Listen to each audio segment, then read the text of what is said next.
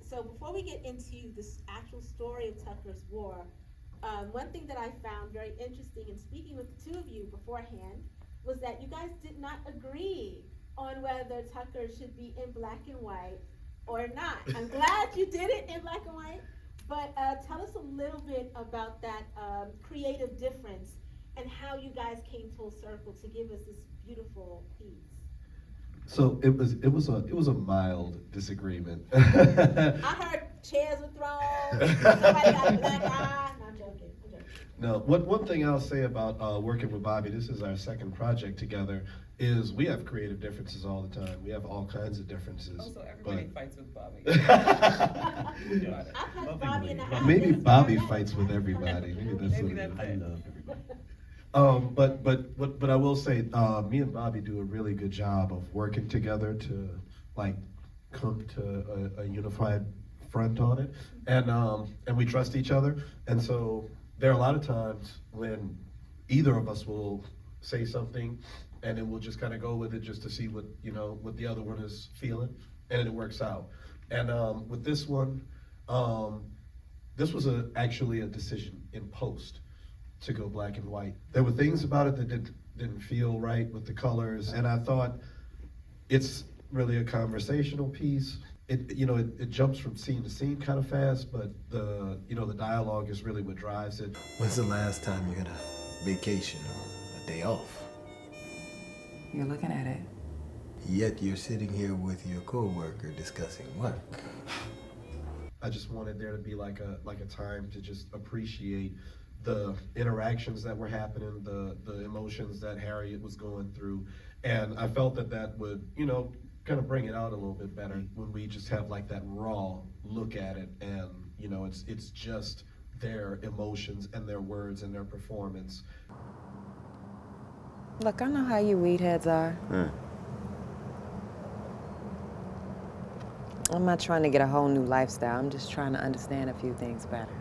Bobby, do you agree that it worked? It worked. No more needs to be said on that topic. And I'm good, kudos. I mean, this is the spirit of that film. He's the writer, the creator, he's the editor, the music, this is his choices. I mean, you brought out the film to a much greater extent because of what you did. So kudos to that. What do you want to know? We can talk about whatever you want. Think of this as like having a conversation with a friend. I don't have any friends. So let's talk about your main character. When we met and we had our conversation at the trailer party, I told you I did not like this character when I first met her. She came across a certain way, and her energy was so hard for me. So it was really good for me that it was in black and white so that I could concentrate on the why of her. Let's talk about her name to start off. I'm Harriet Tucker. My heroine in all things of life, besides Malcolm X, of course, is Harriet Tubman. Did I make Oh, that? absolutely. Okay. So yeah, Harriet, so Marky, who played Harriet Tucker, absolutely amazing. We met at a film festival. She approached me after another film of mine that she really liked, and she said she wanted to work with me. I looked at her reel and I was like, yeah, she's so stern and like collected and measured. And I wanted to make this character that is trying to infiltrate these systems of oppression from within and in almost a covert way. So I would get to work for the president. Yes, Harriet, you would. But understand me, you will never meet the president.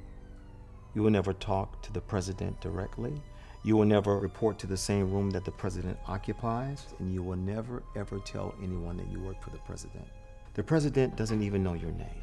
So obviously Harriet Tubman is the best example in the history of the entire universe of that. And then, there's obviously an allusion to Harriet Tubman as in the scene where she's with her brother and she's learned how to roll weed. She has a Tubman University shirt, just kind of keep embedding that seed. But yeah, this movie for me was definitely an ode to Black women and just the resilience and to Denise's point, a lot of Black women's stories are like framed around their struggle. It's because black women got a lot of struggles. Like y'all put up with a lot of stuff, and you know, and I wanted to salute that and pay tribute to Harriet Tubman in the process. So definitely it was part of that. And salute it, you did. You made her a modern day superhero. Jesus, Melvin. Really? How do I break with Alden to give you your endorsement when I've already publicly endorsed him? That's called change your heart, man. Politicians do it all the time. Exactly. And that's why my endorsement still holds some merit, because I don't go back and forth on my promises. Her family was affected by drug policy. Her brother, to it. How long has it been since you've seen him? The last time was right before I moved here. That was right before he got locked up again. And he was dealing with a lot, having to go through the system continuously. So she put on her cape, in my opinion, to kind of help solve that problem. And then she was also beginning to take on Crime Solve for everybody else in the community, to the point where now she's in this therapy session on this exit interview, and she has to decide whether to continue to wear the cape in the way that society wants it to wear it, or to wear it in the way she wants to wear it. Did I get that right, sir? Absolutely. God damn. Absolutely, and that, you know, look, I hope so. That's what I wanted to happen. So I'm glad you got that for real. You know, I'm glad you bring up the relationship with the brother, because it's like, you know, she's got immediate family. It's not necessarily communicated that she has like a desire for her own children, but like she wants to be able to have the option for it.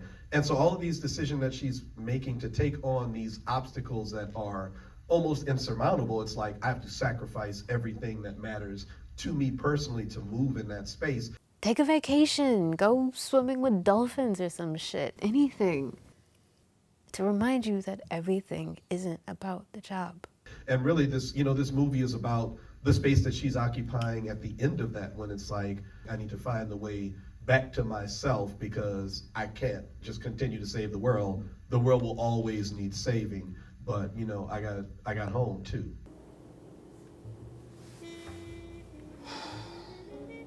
To be totally honest with you, I'm kind of glad he did it. I don't know if I can spend another 5 years fighting this anymore. Yeah. So She started out the movie not drinking or smoking pot. She ends up at the movie running AA meetings. you picking up all the nuances. Come on, CR. You know, You saw what she said? I don't drink at the bar. Usual. Vodka tonic. No, thank you. I don't drink. But then you exactly, see the very first scene meeting. where she's got the drinks. That was Bobby's shot. Bobby, All day. director, also.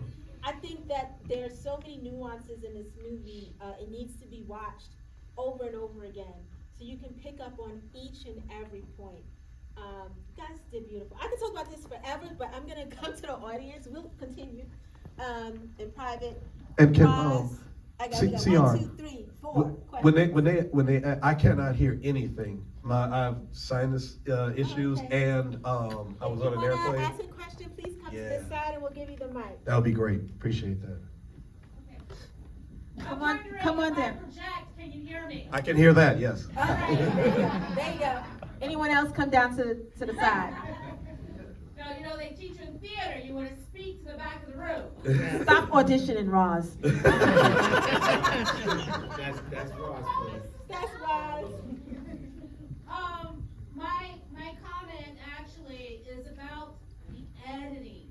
Like, the editing was so incredible. Hey, Kat. What's up, love? What you working on? Curtains and lampshades. It's a piece somewhere between abstract and Afrofuturism. The subject believes he disoccupies the envelope of sadness whilst behind the mask, not realizing that a prison of the mind and a prison of the body are one and the same. You know some of us aren't high right now, right? We can take care of that. I was wondering how, just about the process, because, you know, there's the process of directing the film, but then editing is like,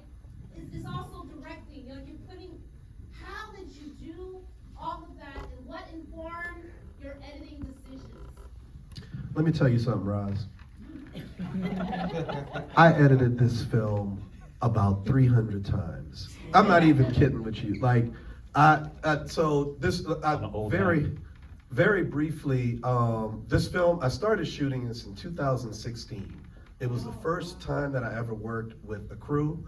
I had absolutely no idea what I was doing, none whatsoever. And then when we finished the movie and I edited it, it was 36 minutes instead of 18 minutes because it was very dialogue heavy and it was really boring and I had no clue why, none. And so I said, I'm gonna put this movie to the side and I'm gonna come back when I know what I'm doing. And then eventually things started to click. I made more movies, things made sense. I went to Bobby, I said, come on, Bobby is my Harriet. I said, come put the cape on and help me. And we went back in the lab, I gave him the script. He said, no, I gave it to him again. He said, I gave it to him 3 more times. And then finally we got into a place where we were ready to shoot. Even after we shot everything that we shot, it was still like, there were just so many times where I was looking at it and I was like, why do I still hate this movie? I promise you, when we finished, it was at like 48 minutes and it was still just dragging to me. And I was like, God, what am I? And I would watch this movie over and over. Sometimes I would watch the entire 48 minutes and like cut 3 seconds. And I just kept doing that and doing that and doing that until like I got it to a place where I was like, all right, I think I like it. I'm so fatigued. Let me just like step away. And then when I came back, I was like, okay, it's moving like I wanted to. But yeah, I really put a lot into editing this movie. So I appreciate that, that you noticed in that. Thank you. Thanks, Roz. Thank you. Hey, Gian. Hey. I'm so proud of Gian. Gian's been my friend for almost 30 years. And I'm so proud of this film, Gian. I don't think you all realize how New Orleans this film is. Like, this is more authentic than Treme in a lot of ways. I appreciate that. In what's embedded in here.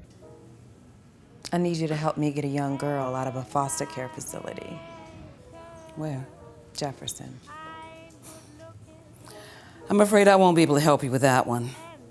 Jefferson Parish enjoys declining our requests for favors, me in particular.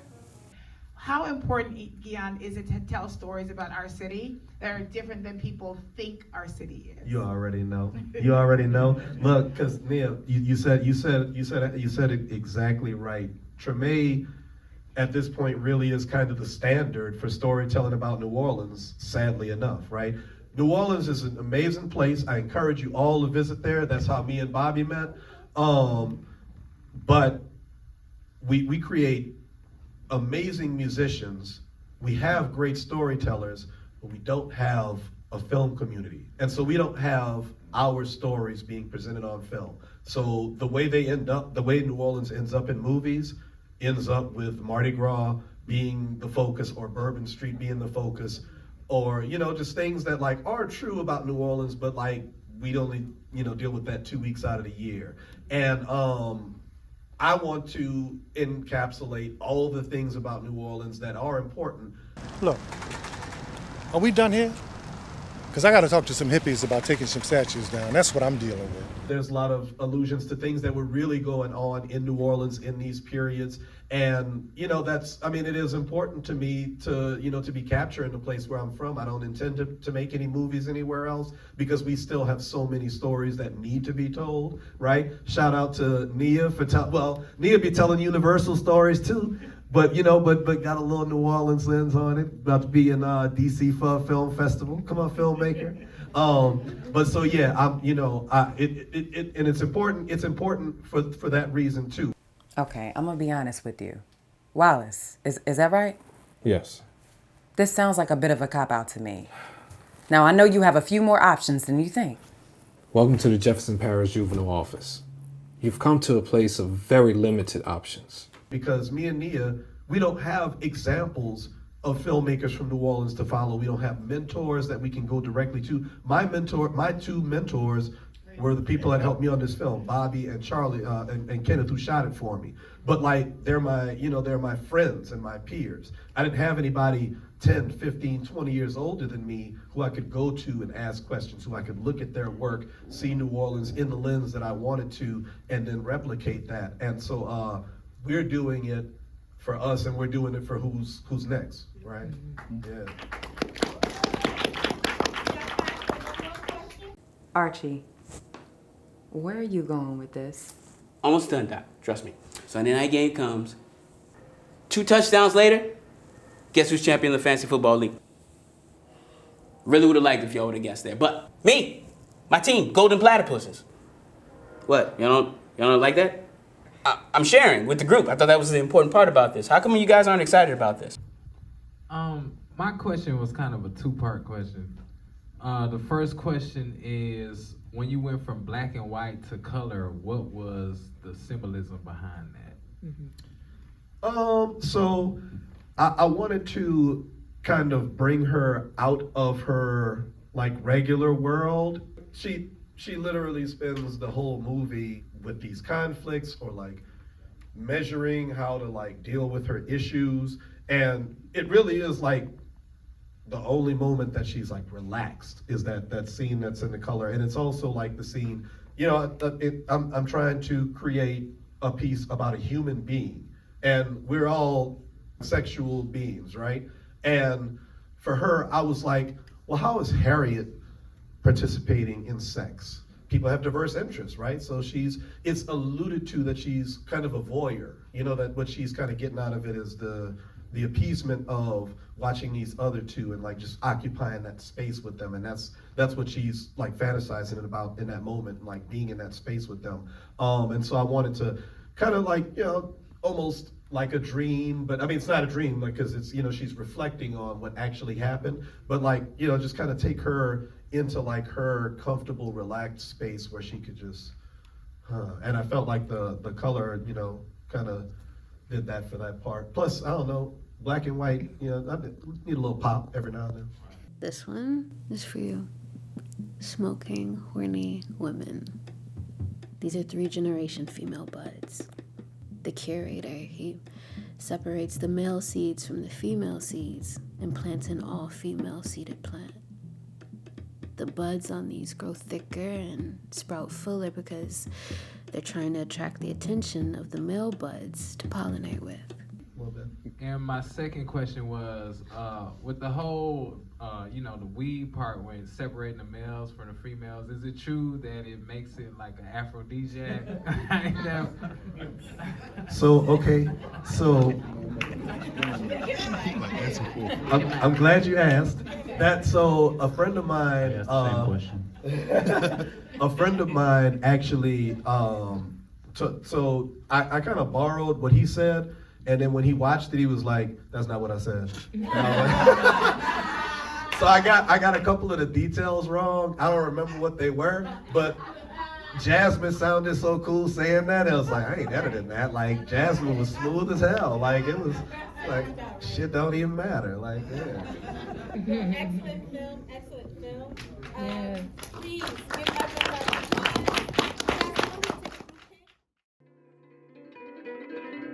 My name is Harriet Tucker. I'm Harriet Tucker. How you doing, Harriet? I'm a lawyer. I'll be honest with you. Look like it. You're gonna come work for me. We're gonna win this war on drugs. You sure you want this life? I can handle it. So you were just gonna drop me from the ballot? Yeah. But why would he do it? Because he wants something. There are possibilities, Harriet. You just have to be more clever. This sounds like a bit of a cop-out to me. Now, I know you have a few more options than you think. You give up your family. You give up your future. And for what? Hiding pain doesn't make it happiness. I'm doing something I love.